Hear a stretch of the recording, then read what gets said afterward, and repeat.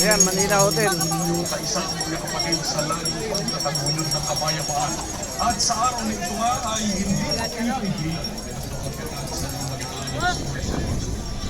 Subalit hindi natin dapat malimutan na marami na napayapa natin pagpapahay na ito kapalidaangin.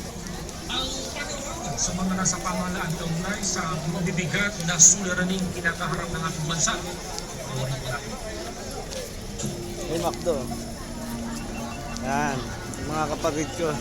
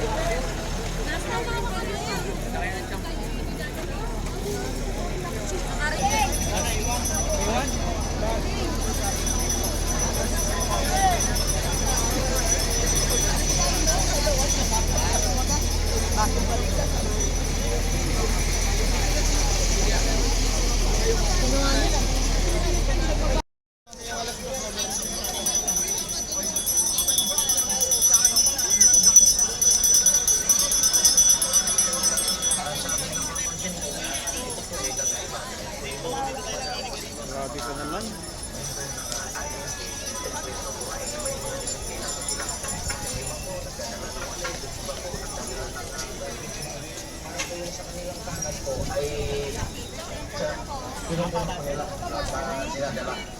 Para po pag-alis po nila dito sa Luneta ay ma-maintain din ang kalinisan.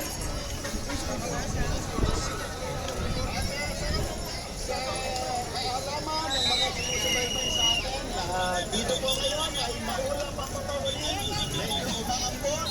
Pero yung mga delegates po at participants dito sa Quirino Grounds na ay tumigiros, nakatira ang kanilang mga pwesto. At yan lamang simultaneous po tayong nakapanood. Maulan eh. Yan. Maulan.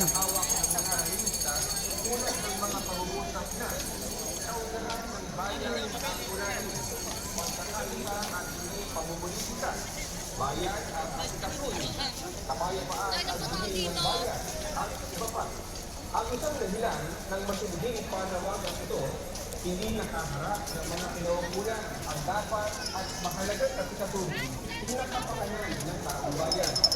Ulat ng isang dahilan ang muna dito sa Ilocos. Narito ang paliwanag ng kanya.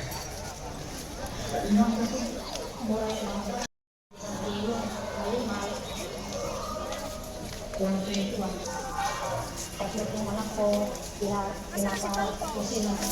Kapag ang buhay namin, dito nila ng mga. Ganyan din ang salubin ng marami nating kababayan. Sila ang unahin ng mga nanunukulan sa bayan at hindi ang mga bagay na wala namang pakinabang sa maraming tao. Kaya ang upang ipahayag at paghikain ng maraming isang bagay na yan, nagkakagawa ng araw ng National Rally for Peace sa iba't-ibang bahagi ng Pilipinas. Kaya pala hindi ka nakabukasan ng Bayan at ang pamamagitan nito at nagtutuloy ang mga pinaukulan. At yan po mga huling pangyayari mula po dito sa Bantay, Ilocos Sur. Ako po si kapatid na Felix Rodas para sa National Rally for Peace Special Coverage. Maraming salamat, kapatid na Felix.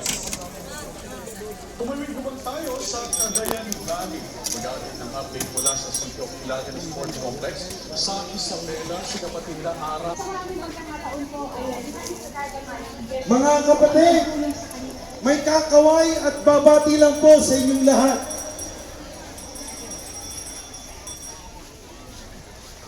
Yes.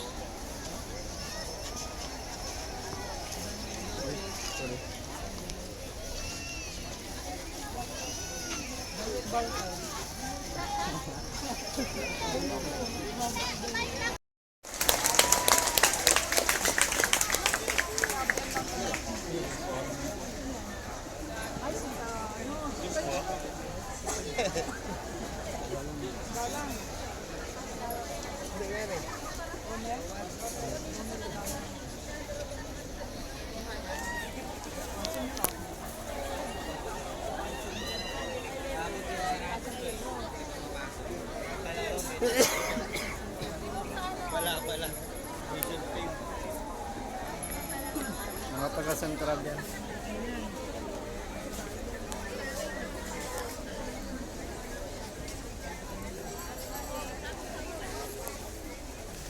Mga kapatid, palakpakan tayo muli ng malakas!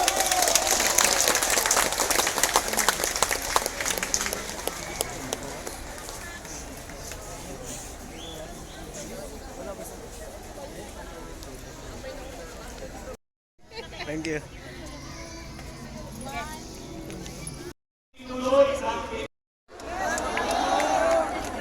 Ang isang piraso ng siling pangsigang ay 10 piso. Yun po yung sinabi sa akin. Tama po yun? 600 pesos per kilo. Yun pong bell pepper. Dalawang kulay po yata yung bell pepper. Isang verde, isang pula. 45 pesos ang isang piraso.